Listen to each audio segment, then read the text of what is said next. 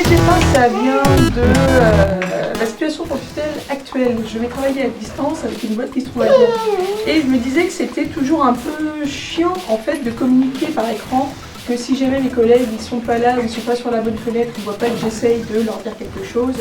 Et j'avais envie de réintroduire un petit peu de physicalité, je sais pas si le terme existe pour de vrai, dans ma relation avec mes collègues.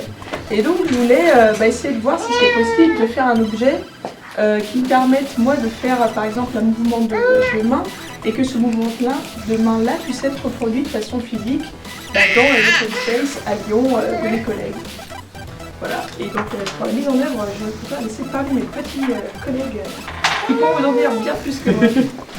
Alors de ce côté-là, on considère que c'est le bureau de Claire, donc loin de ses collègues. Il y a simplement un Leap-Motion avec un petit script JavaScript qui tourne et qui sert à interpréter certains mouvements prédéfinis, 5 en l'occurrence, c'est-à-dire qu'il y a 5 gestes et poses qui sont enregistrés. Et quand ces poses sont reconnues, ça envoie un message à cet ordinateur-là qui ensuite joue de la musique, remue la main s'il le faut et change la diode sur l'ordinateur. Alors lui, il a plusieurs actions possibles. Il a la wave avec la main, il peut faire un coucou avec la main. Il a une capacité de transmettre du son, alors c'est pour l'instant que des fréquences, mais ça peut éventuellement aller plus loin. Et on s'était dit que d'une manière générale, il y a une lettre qui pourrait représenter un état d'humeur ou un état par rapport à une action. Et on a un écran LCD qui, pour le moment, il y a un petit problème d'encodage quand on transmet les messages d'un PC à l'autre. Donc pour le moment, les messages qui sont encodés apparaissent, voilà, on peut le voir sur l'écran.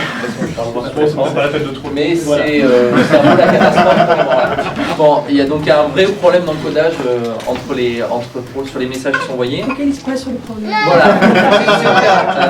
Par contre, on a vraiment quelque chose qui fonctionne, c'est-à-dire si tu fais un... Mettons, je veux attirer l'attention de mes collègues, puisqu'ils ne me répondent pas, je leur fais coucou.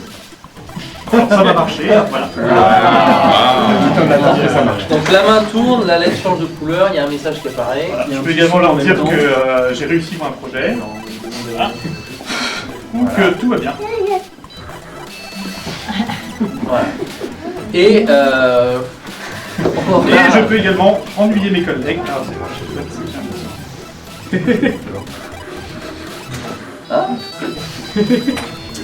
donc ceux qui reconnaîtront la musique, enfin, un bonus. oui, vous êtes tous d'être riffrolés, bien évidemment. Voilà.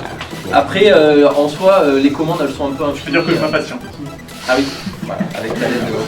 Donc en soi, les commandes, après, elles sont infinies, les couleurs sont plutôt infinies puisqu'on est sur une LED RGB, et les affichages aussi, les mouvements, après, on peut les complexifier, mais c'est vrai que là, dans le temps imparti, on va bien aimer faire une main un peu plus complète, etc., pouvoir faire des gestes en référence à l'atelier connecté précédent. Mais voilà, dans le temps imparti, ça a été un peu complexe. Voilà.